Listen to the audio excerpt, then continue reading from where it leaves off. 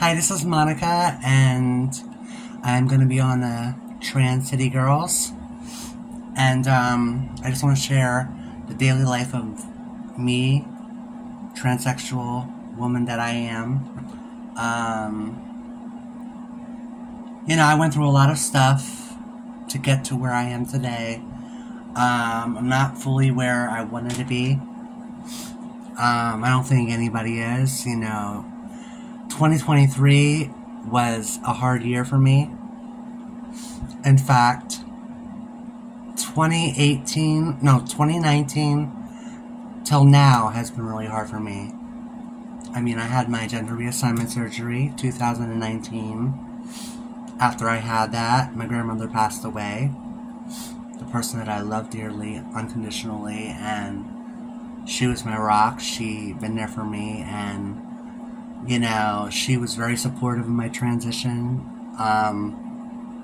She batted for me because I used to live at home with my grandmother and my dad didn't really care for my lifestyle, didn't really care for the friends I had, didn't care for the things I like to do, because I'm a trans woman that likes to perform in drag shows, that likes to entertain people. I consider myself a trans showgirl. That's what I consider myself. Obviously, I'm not a drag queen. I have implants. I had the bottom surgery. I had electrolysis and lasering done on my face. I'm still working on getting FFS. But I am a true transsexual woman, regardless of what anybody thinks about me, or if somebody doesn't like the way I look, talk, act, or what. I'm the real deal, and I deserve to be on this show. I deserve my voice to be heard. I am a recovering addict. I battled addiction for so many years. I overcame so much. I was really bad on heroin for many years. A lot of opiates. I did crack. I did all kinds of drugs. I was an escort, a victim of a hate crime at 19 years old, which is the reason why I started using drugs to numb the pain. I was bullied constantly. I was bullied in school, which caused me to drop out. And plus I kept getting held back because I didn't get along with the teachers. The teachers called me names. The teachers made fun of me. I really had to fight for my life every single day, because I wasn't a popular kid. I was a gymnast. I was a dancer. I was a cheerleader.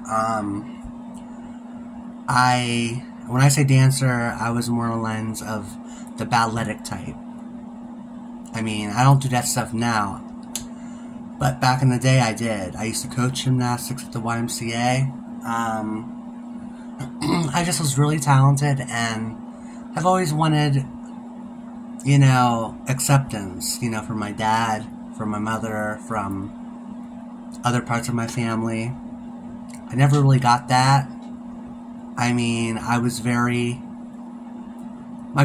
close to my grandmother. She came to all of my diving meets, track and field meets, pep rallies. She took off at work. My grandmother bailed me out of jams, situations. When I told her I wanted to be a woman, I told her that when I was even 6 years old. I said, Grammy, I want a quarter for the wishing well. I want to be a woman, and I want my wish to come true. My grandma gives me a quarter. She's like, honey, you don't need a quarter, you just need a dime. Or a penny, it doesn't matter. You can make a wish on whatever. I said, no, I really want my wish to come true. I want to be a girl with pigtails and a white polka dot dress. Now, honey, that was the most corniest thing I've ever could even imagine to say back then. But I used to have this thing for Small Wonder. I used to pretend to be that girl, Vicky, the robot girl. And she had that cute little dress on with the little polka dots. So I was a goofy kid. I was a funny kid. I like to make people laugh, but unfortunately, I had a lot of nasty motherfuckers in my life. a lot of people that wanted to tear me down. I was feminine, played with dolls, had a lot of girlfriends, but not that kind of girlfriend. I just really struggled with my identity. At first I thought I was gay, but it just turns out that I was trapped in a wrong body. I think I battled gender dysphoria when I hit puberty, you know, because I'm part Romanian. So, when I first started my transition, I was 19. And I was very hairy, and I was like, how the hell am I going to do this? And I just got on hormones, and the hormones were my Lord and Savior. They made me smooth all over.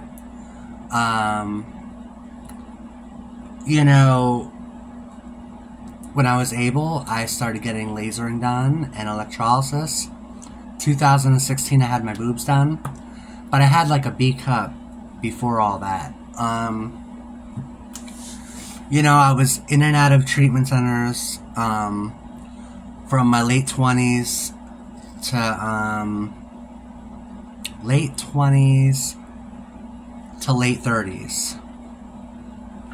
I was in and out of rehabs and stuff, trying to get my life together.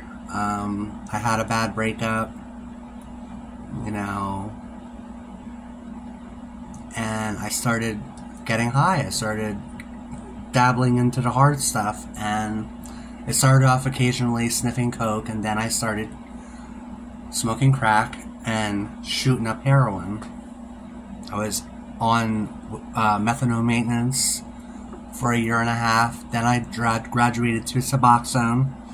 It's a never-ending battle, a never-ending cycle from the disease of addiction. And people make kiki and smoke marijuana, but that's a gateway drug to other things. Some people say it's not a drug.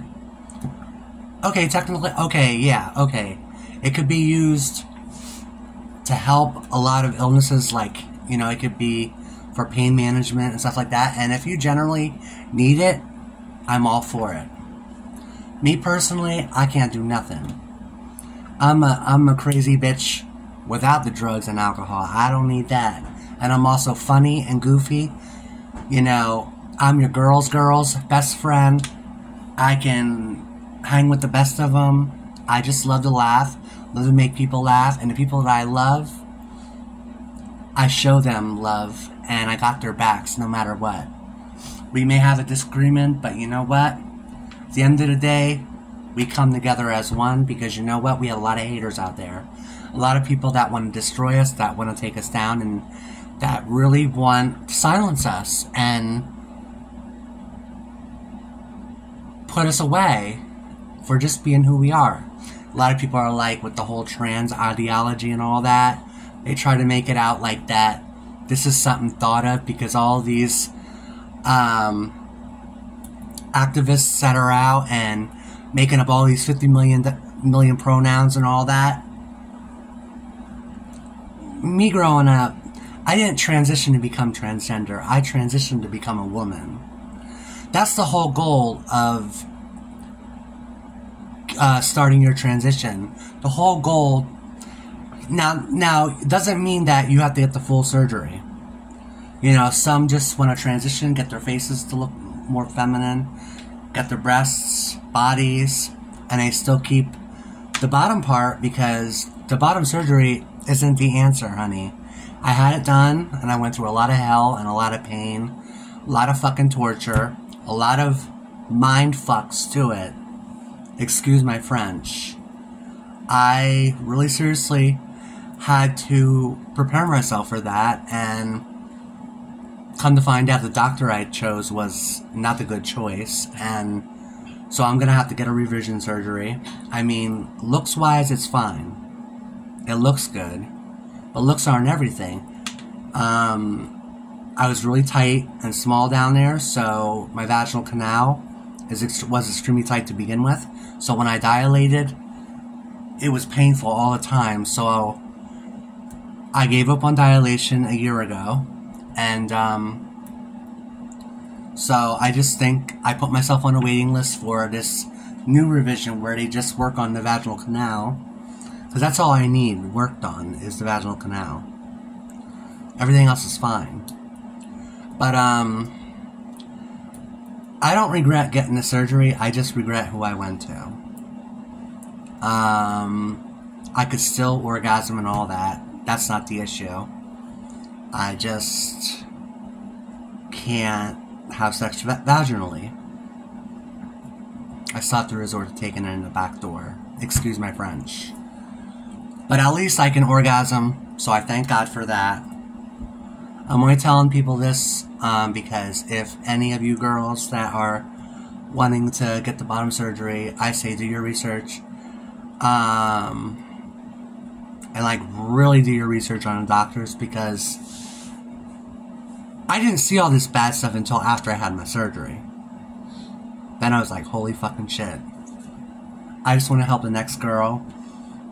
What I want to get out of this is I want to be that voice, a beacon of hope, that if I can overcome drugs and alcohol and overcome, you know, the pain from being bullied and a victim of a hate crime and all that, and just wanting to die on a daily basis, anybody can overcome it and just be a better version of themselves. And I feel like that my voice needs to be heard, and I could bring that white girl swag to the Trans City girls and show everybody I can hang with the best of them, and that I'm not here for competition. I'm just here to make friends and build a bond with my sisters. That's all. I'm not about the fake shit. I'm not about fighting with people and arguing. I'm past that. I'm 43. I live my life. I've been through all that catty shit. You know, people trying to fight me, people talking shit about me, hurting my feelings, bad breakups, and all that other shit. This is a new chapter in our lives, and I feel that we should go out with a bang and bring positivity and show our talents. I am a makeup artist. I'm a showgirl. I am a fabulous performer. I love karaoke, love to cook. I'm an excellent chef. I have great people in my life. I'm a mentor. I am a leader.